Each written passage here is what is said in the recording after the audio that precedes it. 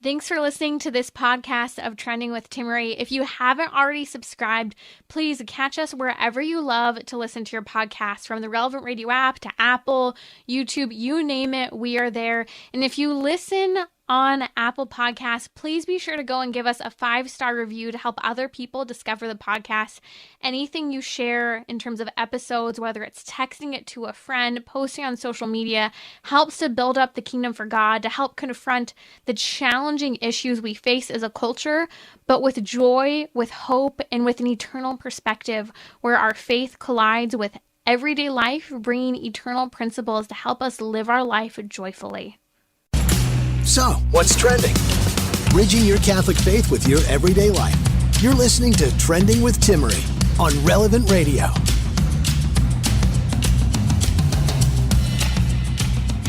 It's been a week. Where were you when Roe versus Wade was overturned, when you heard the news? Perhaps you've been involved in the pro-life movement your whole life. Perhaps you've had a conversion to the pro-life position, or maybe you're still on the fence. It was a historic day, shocking for some, exciting for others, anticipated, unexpected, hoped for, but never believed. We're here. We're in a post-Roe America. The so-called, nowhere to be found, constitutional so-called right to abortion does not exist. This is what the Supreme Court has made clear. And here we are talking about the fact that we've seen Roe versus Wade overturned. Today, we're going to unpack the future of the pro-life movement. In fact, we're going to be joined by Pam Stenzel, who you may know her as an international abstinence speaker, but also she runs multiple crisis pregnancy centers, having worked in the pro-life movement for years. We'll discuss the aftermath of abortion and its impact on women, because here's the reality. The sooner we can help our loved ones and strangers too in healing from abortion, the more apt they are to be pro-life in the future. Over 50% of all abortions today are statistically known to be repeat abortions. If we can help in that healing, that conversion of heart after that first abortion, we are saving future lives and we're helping that woman to heal. And that's pro-life. We'll talk about that, as well as how the pregnancy resources have been preparing, are now entering into this season of expecting increased volume, especially in states where abortion is no longer accessible. What have they been doing? Has this changed their mission at all? We'll explain a little bit of that. And also, we'll discuss how RU46, the abortion pill, the chemical abortion pill, set of 2 pills, how these are being used as a future of abortion, especially in states where abortion will be limited or not accessible, and how this does tremendous damage to women's bodies. We'll also talk about how the abortion industry is changing how they are telling women to use this abortion pill process, because they're scared of women changing their minds in the process. Because did you hear? Abortion pill reversal. A person can change her mind, a woman, after having started the abortion process and save the life of her baby. It's not too late. But the abortion movement is telling her to do something very dangerous to prevent that baby's life from being saved through that incredible medical intervention that can occur. So buckle up. The future of the pro-life movement, it's here. We're in a post-Roe America. Joining me now to talk about the culture of abortion society, the future of abortion in the crisis pregnancy centers, the types of abortions that will be performed in both what we could refer to as more pro-life states and pro-abortion states as well, is Pam Stenzel. Pam Stenzel has been educating youth across the nation for 30 years now, especially to the message of abstinence. She's a director of Enlightened Communication. Prior to COVID, spoke to over 500,000 teens a year internationally. She's also the regional clinic supervisor for community pregnancy clinics in Florida. So she'll give us a glimpse as to what the pregnancy resource centers are preparing for in the weeks and months to come, as we anticipate more women, God willing, we hope, will be turning to our crisis pregnancy centers for hope and help and for answers in the midst of a traumatic experience for them, and that is an unplanned pregnancy. You're listening to Trending with Timmerie here on Relevant Radio. Pam, you and I are here during this Catholic pro-life leadership program for teens at Vox Vitae in Southern California. And you have been sharing all week as well with the teens about your work. And I'd like to start, if you're okay with it, we're going to talk about what we're expecting in the months to come. But I think the line starts with women who are experiencing abortion now or who have already had abortions. And I'd like to hear about your experience recently in counseling women who have gone through abortions, because this is a part of our future of helping heal those wounds. Absolutely. And I think with everything going on, because it's in the news and everyone's talking about it, women who have experienced abortion, and there are a lot of them, and it's not just women, it's men and anybody involved. This is bringing up a lot of pain, a lot of struggle for many of them. And so it's really important that, and studies have shown that most women or men who are hurting or struggling with a past abortion don't have any idea where they could go for help. They don't know. There's a wonderful, wonderful organization that actually began in Southwest Florida, but it's now nationwide. It's called Support After Abortion. It's supportafterabortion.com. It's a wonderful resource, and it allows people to kind of reach out and get help.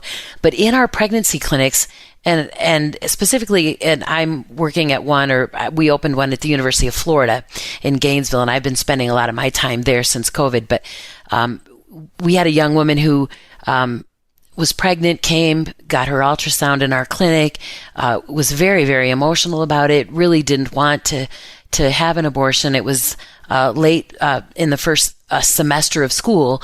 So when semester break happened, she's from another country. And so she went back to her home country, and over the holidays, and sadly right before Christmas, her mother actually made the appointment and just kind of, like, in her words, made the decision for her and just kind of forced her, to go through an abortion. And she came back to the university in January just devastated. And she came back to our clinic. And I'm so grateful because I know I began counseling her. I've been counseling her for about 5 months, and also got her involved in a support group with Support After Abortion so she could be with other women.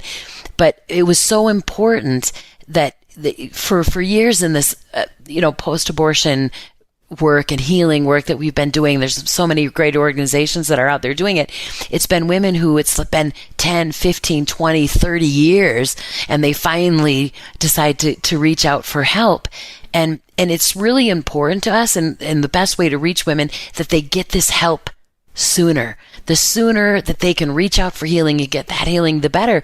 And our pregnancy clinics are the best places for that. If we can love them enough to say, you know what, we want you to choose life. We're going to be here for you, to choose life. But if she doesn't, if we've loved her well enough that she feels safe to come back and say, I'm hurting and I don't know where else to turn to.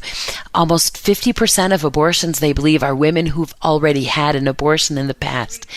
Repeat. And so if we could do a better job, if we can reach these women as quick as we can prevent any future abortion from taking place. And this is what's good about sidewalk counselors being in front of the abortion clinics, is good sidewalk counselors should be there ready to give resources for that woman who just had an abortion. Look, we know you're going to be hurting. We know you're probably already struggling, because the studies show that depression and anxiety sets in immediately for many of these women who go through an abortion. Right. And because a lot that happens because there's so much trauma right there, they will remember. And something as simple as Support After Abortion, right? That's not a complicated name. It's not that they should be able to find that help. And the more we can reach out and get these young women to feel comfortable. The other thing, I think some of the methodology that we're using is helpful. A lot of these women are reaching out online. They're being able to get counseling via telemed. They're not having to show up at a church or show up, for a group at a specific time and or go to a retreat where, they're able to kind of really feel a little more anonymity, but yet reach out for that initial help. And it's not to say that they may not eventually, do the retreat setting or do an in-person group, but sometimes initially they just kind of want to reach out to someone and feel a little more safe behind a screen. And I know post-abortion healing is a topic that's really difficult for some people. I know everyone in the pro-life movement agrees there needs to be healing, but some people I think have a harder time speaking to these women than others because of just the upset of over what abortion is and what's been done. But if we can give those resources, if we can know what they are so that when a friend, a family member, or sometimes even just a random stranger who starts talking about having, I mean, because sometimes people just start talking because they see that you're someone they can share this with.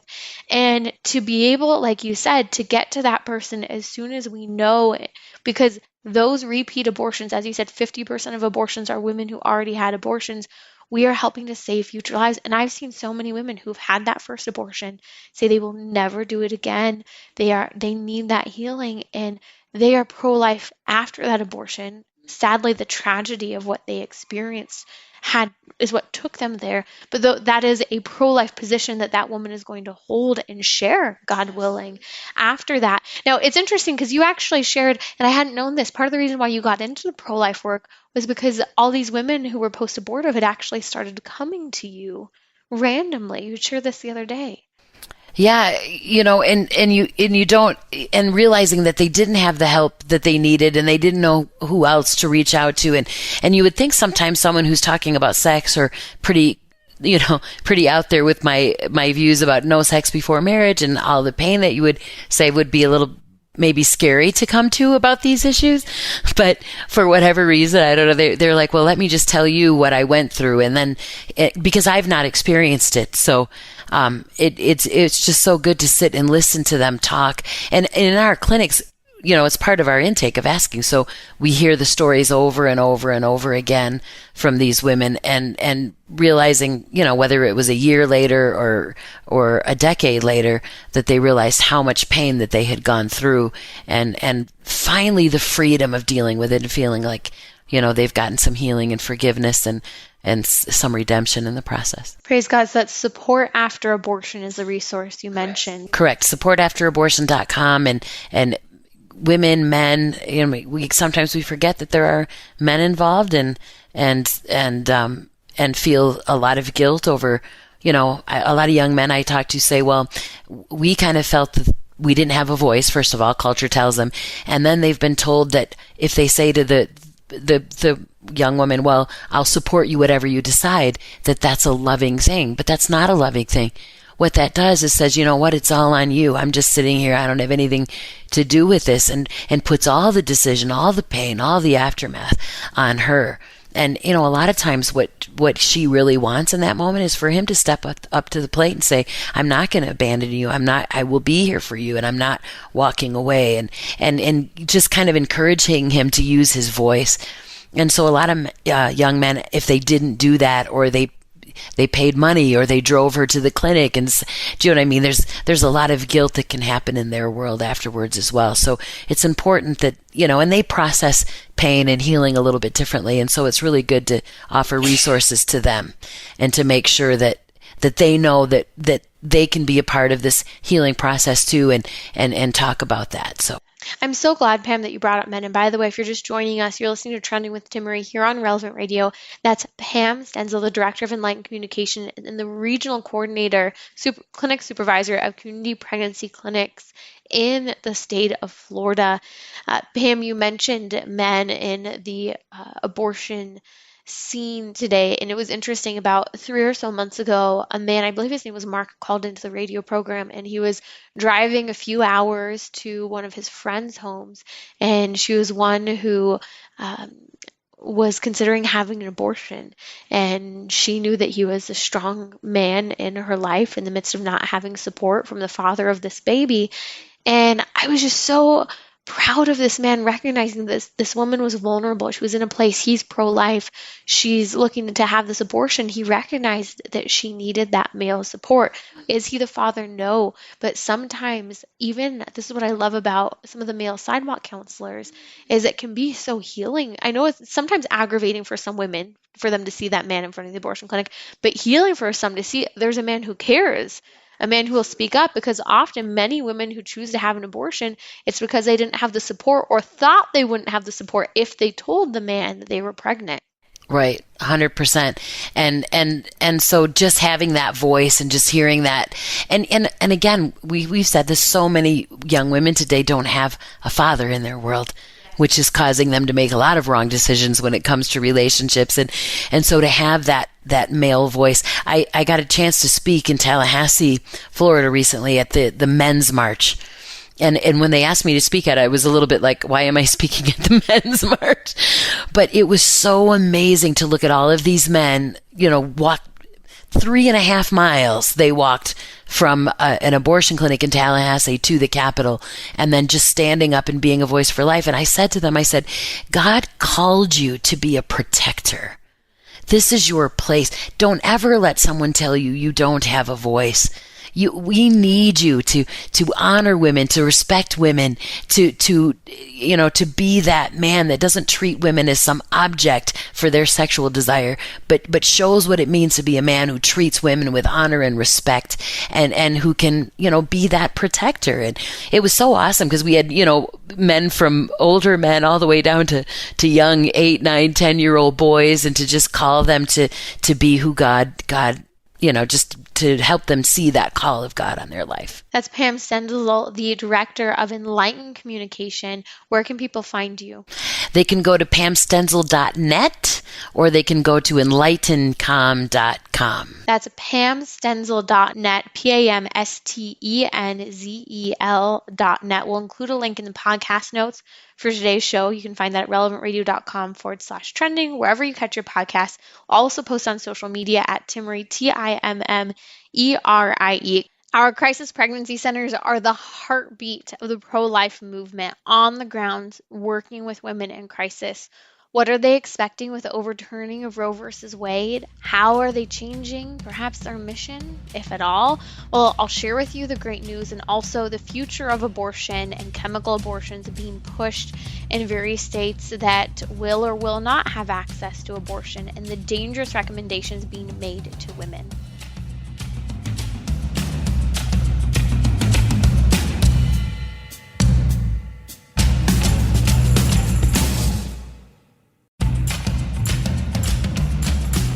So, what's trending? Bridging your Catholic faith with your everyday life. You're listening to Trending with Timmerie on Relevant Radio and the Relevant Radio app.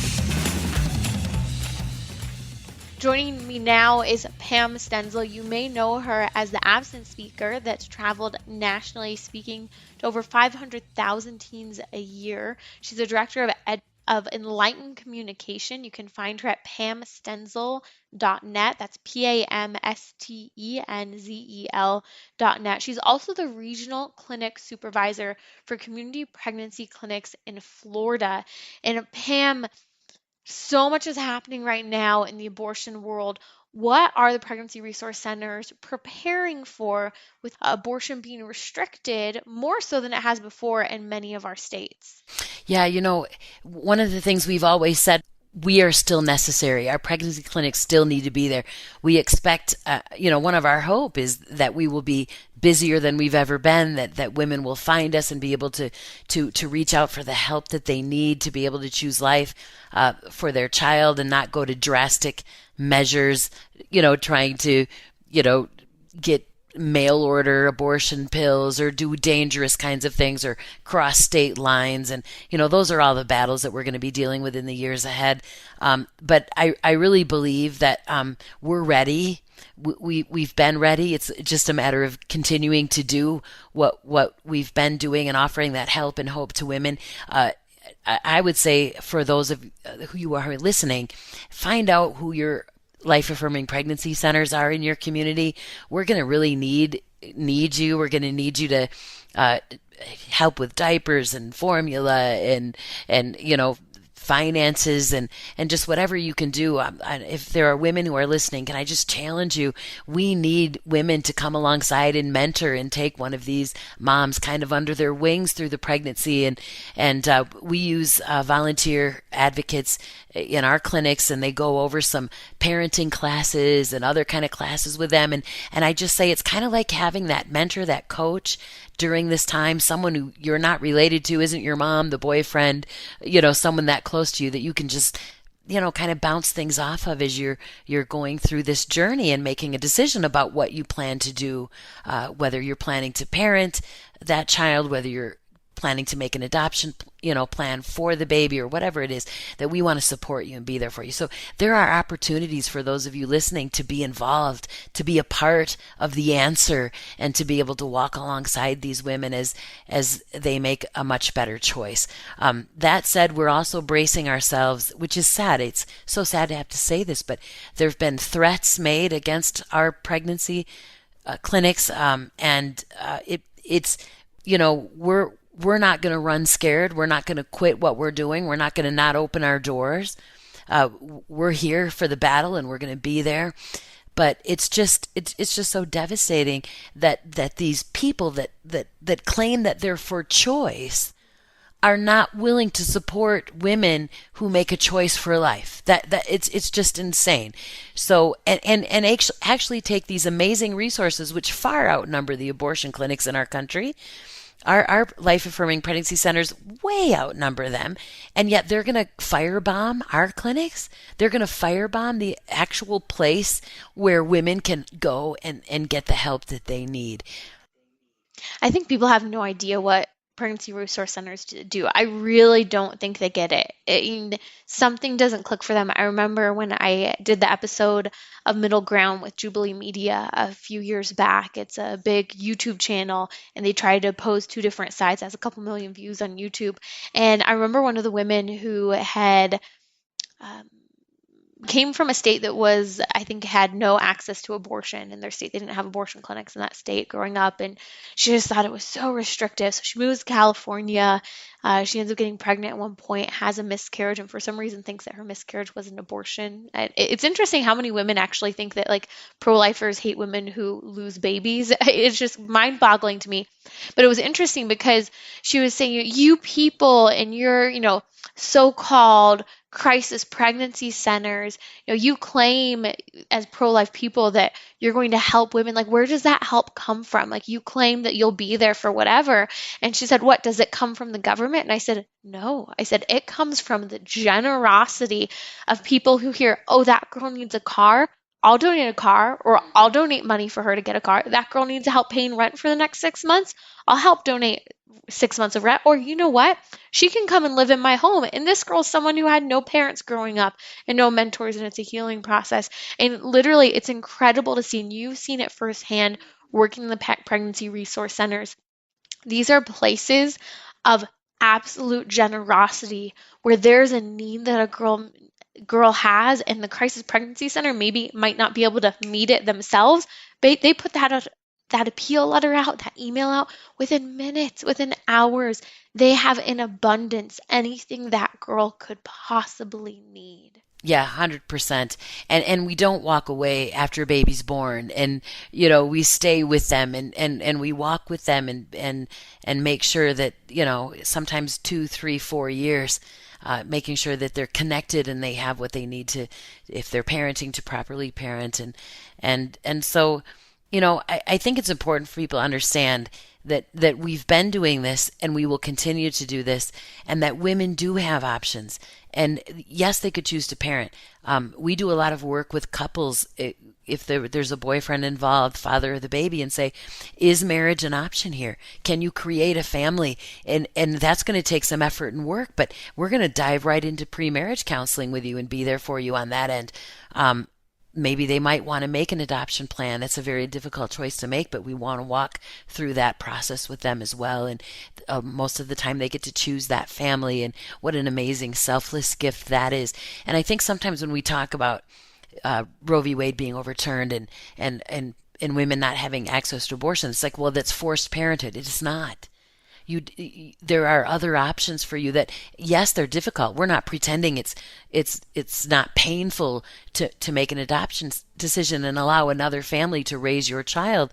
But the reality is what an amazing selfless gift that is, to say, you know what, I'm not what's best for this child, but this couple who desperately wants a baby and can't have one, or isn't able to be able to have biological children is waiting for this little one. We have 1.5 million couples waiting for an infant every year in this country. It's just so, people think that there's, well, we have all these babies, where are they going to go? Orphanages. Are you crazy?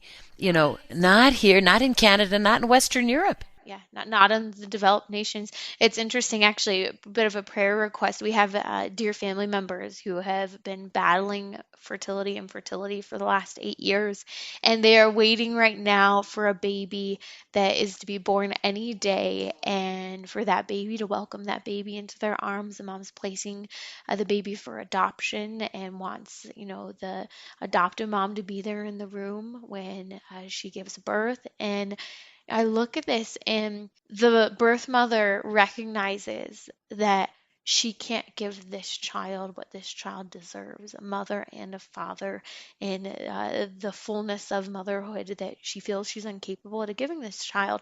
And this is what's so important about adoption in this nation. We need to cut through the politics that women are choosing to place their babies for adoption because they want a mother and a father for their baby. And it's sad that we're seeing this battle across the nation right now over, Catholic charities and adoption agencies being closed because they're insisting that these babies be placed with a mother and a father when that was the mom's wishes. That's why she placed this baby for adoption. That's why, I've been working in this so long. And back in the day, it was an agency making a decision about where baby went. But when women are choosing to place and making that decision, primarily now it's done in an open adoption. So the reality is we get that agency decision out of it completely. And this mother gets the opportunity to choose that family. And she optimally becomes a part of that family too, in some form or another. And I think that that's a beautiful thing, because for many of these women who are having to choose to place their babies for adoption, this is a healing part for them. And it's interesting, Pam, I'd like to hear, because I know you've been in a lot of situations with this as well, how much better the outcome is in adoption when these are open adoptions. I know adoption really does have a stigma. I think all of us have had friends or maybe even family members who have been placed for adoption. You have your own testimony that can speak to this, where I know some people really struggle with not knowing or understanding why they were placed. Can you share a little bit of your story and the gift of open adoptions today? Yeah, so I'm old. So I was conceived in 1964, and my birth mother was 15 years old and was raped. And I later found out as an adult, well, as a 19-year-old, that my birth mother was not only just 15 and raped, and then that's it, she was also in foster care. And this was the 60s, right? So I'm convinced that had I been conceived in 1975 and not 1965 or born in, that I would have been killed by the state. So my life was probably protected by the wonderful pro-life people of the state of Michigan. But I did not know my birth mother. It was not open then. That wasn't really an option. But then as working in pregnancy centers later in my life, after I started working with birth moms, I got to experience open adoption and how that worked. And one of the clients I remember right away, one of the first girls I worked with, beautiful Catholic family. My client was 19, freshman year of college, and she chose this beautiful family. She and her mom, so it would be grandma, quilted this quilt, and they put a verse from Jeremiah, I have loved you with an everlasting love. We had a beautiful mass ceremony where baby was placed into the arms of the adoptive couple. Adoptive mom journaled through the whole thing and made 2 copies. So she gave my birth mom a copy of her journal. And it was just one of the most, yes, painful. It's not painful, but it was just a beautiful experience of this one family taking and placing their child and entrusting her in the care. And I was actually doing in a pregnancy center, a banquet, a fundraiser, speaking, and this girl walked up to me and she goes, do you remember, you won't remember me, but I will never forget you. And it was that baby girl. And what was shocking to me was she looked like her birth mom. I mean, it was almost like seeing my client 22 years later right in front of me, and just to see how God's blessed her. She's just a beautiful young woman. So it's a great story. I'll tell your listeners, you can go to a website. It's called Brave Love, bravelove.org, and you're going to hear stories from birth moms. And bravelove.org was made to elevate these women, to say, you know what, you're our heroes. You made an amazing, selfless decision to do what was best for your child. And we're going to celebrate you. You're also going to hear from adoptive parents and adopted children as well. And it's just a really great place to just celebrate the gift that adoption can be. So it's a great resource. I think that your stories speak volumes to just the need to get over that stigma of adoption. So many people confuse adoption with the foster care system, mistakenly not understanding they're two separate things, and that the foster care system is a disaster and is something that needs to be fixed. But I think also we as people of faith, if we are able, have a responsibility, if you feel called to it, to pray about this, of entering into the mess of that foster care system and trying to do the best that you can in loving children. Right. And the reason kids are in foster care is their parents they've been removed from the home. And the reason they're not adoptable is the parents haven't relinquished their parental rights. So the reality is that parent, that biological parent, is keeping their child in the system.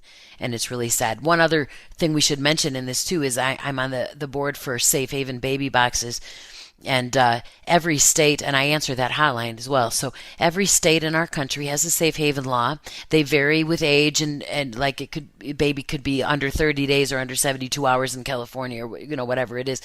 But a mom can legally walk into a fire station or hospital with an unharmed infant and hand that baby to a firefighter or a hospital staff, no questions asked. I always tell the girls, use the words out of your mouth. I'm relinquishing under the safe haven law. She doesn't have to give her name, no information, and she can walk right out of that clinic. Now, if you're in a state that has our baby box, it's a device that is electronically monitored. You open that door, it's built into the outside of the fire station or hospital. You open the door, 911 is triggered, place baby into a climate-controlled bassinet that's on the inside of that building. You shut the door, that door locks, and baby can only be retrieved by the staff. Our protocol is that the firefighters or hospital staff will be there within 4 minutes. We've never been really under like 3, right? So immediately... Yeah, immediately baby is retrieved. And so again, we're saying, if you can't make an adoption plan, if it's too scary for you to go through the process with an agency or an attorney, you can walk into any fire station or hospital and surrender and keep that baby safe. And we would rather you did that and not the dumpster. Right. And so it's important that women know that they have that option as well. And we've had 107 babies since I started working with them and answering that hotline safely surrendered. And we just had our 17th baby placed in a box. And I've gotten to see them run around. One of our first babies is now 5 years old. And they're with their adoptive family, and they're adopted and loved. It's amazing. And these are pro-life laws that are life-changing. I remember in the state of California, I think we only had a 24-hour waiting period in which you could place those babies and safely surrender them in California. And this is where, maybe you're wondering, where do I fit into this pro-life movement? And I just think, when we extended that to 72 hours in California, we went and lobbied to our politicians. I remember I think I was maybe 15 years old or so, and we went before the state legislator and we went through and walked and explained why this would help women. This was a pro-woman, this was a feminist. You're going to argue for a pro-woman law. This was a pro-woman law. And they were able to receive bipartisan approval, and that's a pro-life law. That's a pro-life law. And these are things that we can get behind when you're asking, where do I fit in? Maybe you can go and talk to legislators about laws like these, help to have them written, bring them up in your state legislator, volunteer at crisis pregnancy centers. Everyone has different gifts and talents, and we need to discern and ask ourselves, what am I going to do today? What am I going to do tomorrow? And what can I prepare to do in the months and years to come? And this is what we're asking, especially tomorrow. We're coming up on our last day of this Vox Vitae Catholic Pro-Life Training Program. I'm asking these kids, they're on fire. They have been going to adoration every day. They've had the opportunity for confession. They've been going to Mass every day, praying the rosary. They're learning about all of these issues, from their Catholicism to the life issue to chastity to the LGBTQ issues. The question is, so what are you going to do about this? Where do you fit into that puzzle? And it shouldn't just be them asking that question. It should be all of us. All of us. Yep. And even those of us who are a little bit older and say, well, I did some things and I'm just tired. And it's like, no, there's no tired. Mother Teresa said, God didn't call you to be successful. He said he called you to be faithful. And so we have to be faithful where God's planted us to reach the people that we can. One of the things we've been talking to the students about, and everyone listening can do the same thing. You need to use your voice. You need to talk. You need to use your social media platform. You need to be spreading this information, helping people to understand what's going on, and being that voice, even as your neighbor, your for our students here, for their friends, their peers on their college campuses. It can come up in the most random of moments. You're a hairdresser, in the line at Chipotle. I mean, you don't know. You just have to listen. God is equipping you with this knowledge, with this love for his truth and for life, and we need to be able and prepared to respond. You're listening to Trending with Timmerie here on Relevant Radio. That's Pam Stenzel. You can find her at pamstenzel.net, PamStenzel.net. I'll be right back here on Trending. We're going to talk about, well, what happens, what types of abortion will women still be seeking now in states where abortion is more restricted? Is it healthy? Is it safe? Is it better or worse than what we currently have?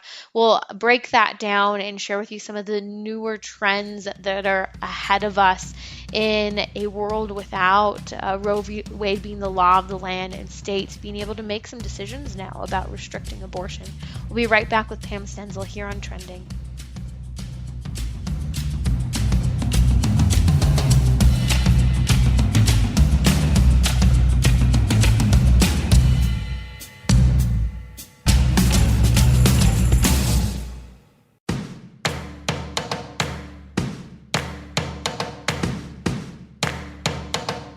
We're talking about what you're thinking about.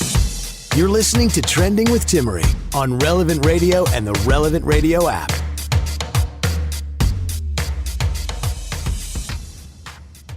Welcome back. Joining me now is Pam Stenzel, the Director of Enlightened Communication. You can find her at pamstenzel.net. That's STENZEL.net. We posted a link on social media as well as in the podcast notes, along with all the resources, websites we've mentioned during the show today. Over 54% of abortions we've seen statistically reported are via RU46 abortion, chemical abortions. We do believe that it's over 60% of abortions, however, that are being performed via this RU46 chemical abortion, also known technically as medical abortion process. Pam, we've seen over the last couple of years with COVID that the Biden administration has done something that the pro-abortion industry has been trying to do for years, and that is deregulate the RU46 abortion pill. And they use COVID to do that by deregulating the REMS, basically allowing for mail order abortion in this nation. And in the state of California, our college campuses have been turned into abortion clinics where women can access RU46 abortions and ultimately for free at these campuses. And we need to talk a little bit about what RU46 abortion is and how this is really what the, I think, streamline of abortion will be, even in states where there's restricted access. Right. So RU46 is not the morning after pill. It's not the high dose of birth control that they tell girls to take after they've had unprotected sex, like within 24 hours. This is a completely different issue. This is a pregnancy that should be between 5 weeks and 10 weeks. The problem is the industry is now trying to push that limit into 11 and 12 and go much later, which even though that's not what it's approved for, but they're just doing it on their own. Exactly right. They're trying to push that. Well, the reality is that they were never allowed to give this horrible medication, very dangerous medication, to women without doing an ultrasound. It was required for some reasons. We need to know the pregnancy is viable. In other words, there's a heartbeat. We need to, because there's no reason to take the abortion pill if the baby is already passed. You're going to miscarry naturally. We need to know that the baby is in the uterus where the baby is supposed to be, not in the fallopian tube, that it's not ectopic. Ectopic pregnancy is dangerous and often deadly for women. And very common today. And taking this drug, the RU46, does not end the pregnancy of an ectopic pregnancy. So what's going to happen is she's going to take this drug. She might experience a lot of pain, which she thinks is what they told her was going to happen. But what's happening is her tubes bursting and she's internally bleeding, and it could kill her. Yeah, it's so dangerous. The only way to know where that baby is an ultrasound. That's the only way you can diagnose ectopic pregnancy. And the other thing is we need a proper gestational age. We need to know how old or how far along this pregnancy is. So the chances of RU486 not working, her hemorrhaging, her not being able to actually have the abortion complete gets higher and higher the older the gestational age. And, the sick thing is this industry knows that. They are not unaware of this. And the reality is if RU486 fails, then she's forced to come in and then have a surgical abortion. So now they've taken money for a drug that they didn't even require a doctor to prescribe or give. And they're taking, it's $400 to $600. And then if that doesn't work, then she's got to come in and pay another $400 to $600 to have a surgical abortion after that. So there's all kinds of reasons. One of the things we are trying to get out there to women, never, ever, ever, ever take this drug without having an ultrasound, without, and I say without having an STD, so to make sure you're not infected down there as well, because that could cause future infertility. So that word has to get out to women, and that's one of the reasons in our clinics that we keep saying, we will do these tests for you for free. Please do not just mail order that pill, do that first, and then we'll have we can have a decision. And the thing is, when these young women get an opportunity to have an ultrasound and hear that baby's heartbeat and see their little baby on that screen, there's a very, very good chance she will not go through with that. 8 out of 10, the crisis pregnancy centers are reporting 8 out of 10 women who see that ultrasound are choosing life for their babies. Right. And so the other thing that we need to talk about quickly too is to understand that we now have what is called abortion pill reversal. That first drug basically messes with the lining of the uterus. It's RU486, and so basically starves the baby. Baby should die. The protocol was 72 hours. So you take that first drug, and 72 hours later you take the second drug, the cytotec, which causes you to go into labor, and then you deliver that child alone at home in your dorm, bleeding out. It's horrendous. But what we've been able to do, thanks to Dr. Delgado and other physicians across the country, is they've developed abortion pill reversal. If we can get this woman, she takes that first pill, she immediately regrets. She's maybe at her dorm or in her house or in her apartment, and I shouldn't have done that. I can't believe I did that. If we can get to her quickly, before she takes the second drug that causes labor, we can get her a prescription for progesterone, onboard this progesterone into her system, and save that baby's life. About 60 to 70% the chance that we could save her baby. But it needs to be done quickly. Well, the abortion industry knows that we're doing this. They're saying all kinds of terrible things about it. It's not right. It can't be done.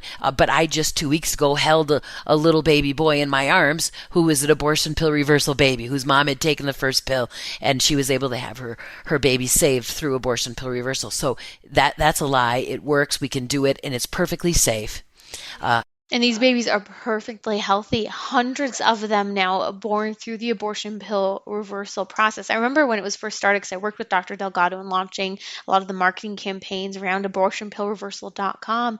And a lot of women would be scared by medical professionals. Oh, your baby's going to have birth defects. Your baby's going to have, all these different health issues. That's not true. These babies, one after another, saved by abortion pill reversal, had nothing wrong with them. Correct. There's no greater increased risk of a birth defect or a problem than would be in the pregnancy, a natural pregnancy, that you never took that first drug. So it's important for those girls to know that. This is an amazing thing that we're able to reach out to women and give them that help who genuinely regret and are in pain over having taken that first drug. Well, the abortion industry knows that, and you know what? They want to shut that system down. So what they've begun begun to do is they've begun to tell the girls to take that second drug earlier and earlier and earlier, 24 hours. Wow, I didn't know this. Instead of 72 hours later. So what's happening then Babies are being born alive. I mean, to these women? yeah, and because they haven't think about it logically. If she calls me and I can get progesterone on board and we can save that baby, that means baby hasn't died in that first 8, 10, 20, 30 hours, right? So if the abortionists are pushing the girl to take that drug earlier, what's happening is, and there's far more hemorrhaging, you know, she's bleeding. It's so much worse for the mother, and we're having babies being born alive. The other thing is, because they're not being told the truth, they're being told it'll just bring on your period, or they're calling it the missed period pill or the late period pill. This is being advertised on Facebook. There are currently 5 states who are offering the so-called late period pill. And its idea is, don't find out if you're pregnant or not. Don't even find out you're pregnant. You may not. And so in their mind, they're thinking, well, they told me this drug was just going to bring on my period, right? And then what's happening is they're seeing their babies 9 weeks, 10 weeks. You recently had an experience of this, of a woman who came to you. Yeah, we had a young woman deliver in her dorm, was devastated, was horrible, and she actually, I think it was in her bed sheets, if I remember correctly, that she saw the baby, and was just beyond. And so she put the little baby in a Tupperware. And the baby was moving. Yeah, and she said originally, not by the time we got her, but when she delivered the baby's moving because she's told to take it sooner. She didn't know what to do. She was mortified. She didn't want to flush it down the toilet, and so she brought this little baby into our clinic in a Tupperware. So, I mean, and here's the other thing, the language they're using, do-it-yourself abortion. What this is doing is it's putting it all on her completely. She is the abortionist in the case. And and just the devastation that's happening to our young women because of this, and the risk of hemorrhage and sepsis and retained tissue. And the thing is, we have no good information about all of the complications of this. And how many people are dying? Because they're not reporting it, and they don't go back to the abortionist, and if they've got the meds through the mail, who are they going to go to? They go to the ER, and it's not being recorded. And these girls often, because there's so much heartbreak and shame over that abortion, these women also aren't initially letting on that they had the abortion. I know many girls who I've counseled through these scenarios, that they will not call 911. They won't go to the hospital because they think, I just killed my baby. I deserve this. I deserve to die. I deserve whatever's happening. They don't reach out to family or anyone. I remember one woman, she finally reached out to me. She had been hemorrhaging for 3 weeks. She was sitting in the bathtub in a pool of blood. This is what the abortion movement believes is the solution to Roe versus Wade being overturned and abortion access going down the hill. They object to so-called what they refer to as back alley abortions. Well, this is damaging the body, heart, mind, soul, and relationships of these women. Yep. Yeah, it's just bringing the back alley abortion, regular abortions are back alley abortions anyway, but it's devastating. And they're trying to bypass all the laws, whether they be heartbeat laws or whatever, and they are going, and it doesn't cost them as much money. Think about it. When they remove it from having to be a doctor give it to you, it's crazy. And the other thing we're seeing along border states, I'm going to be in Arizona the end of July, in Sierra Vista, Arizona, is that women are crossing the border and getting these very dangerous chemicals and pills and drugs in Mexico at a cheaper price, and then they're bringing them back. The other thing is there's no who's got the drugs. It could be guys. It could, you know what I mean? And then some of the abortion clinics are sending them with extra side attack or that drug that causes labor, and says if the first 2 drugs you take it's not doing it, take more. And then they just told them if you don't need the extra drugs we just gave you, flush them down the toilet. Well, think about it. Just think, babies, fetuses, 10, 11, 12 weeks, And these dangerous drugs are being flushed into our sewer systems in great numbers. So heartbreaking. Um, I know many people say this is bleak, this is hard to wrap our heads around. This is why we need to speak up, why we need to give resources like abortion pill reversals, hope and healing after abortion, support after abortion. If you're listening right now and you have been through an abortion, praise God you're here. Whatever means you found yourself here, praise God you're here, you're listening for a reason, and that healing is available. You do not have to continue to walk with that trauma and that heartbreak. Supportafterabortion.com is a resource we are encouraging you to go to. There's hope, there's healing, there's life after this. No matter if that abortion was 20 years ago or 5 years ago or 5 months ago. And I always say praise God for the Catholic Church, because here we have reconciliation, healed by the blood of the Lamb. So many women who have received incredible, incredible healing. That's been Pam Stenzel here with us on Trending, giving us a glimpse into the weeks and days to come with Roe versus Wade being overturned. We need to pray, we need to fast, we need to get out there in front of our abortion clinics, we need to get involved legislatively.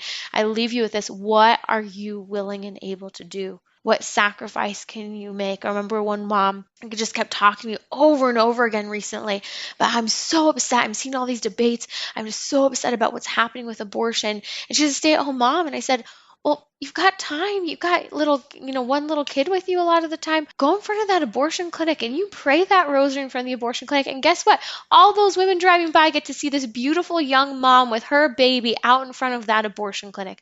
Talk about a witness to life. Joining me today has been Pam Stenzel. You can find her at pamstenzel.net. That's STENZEL.net.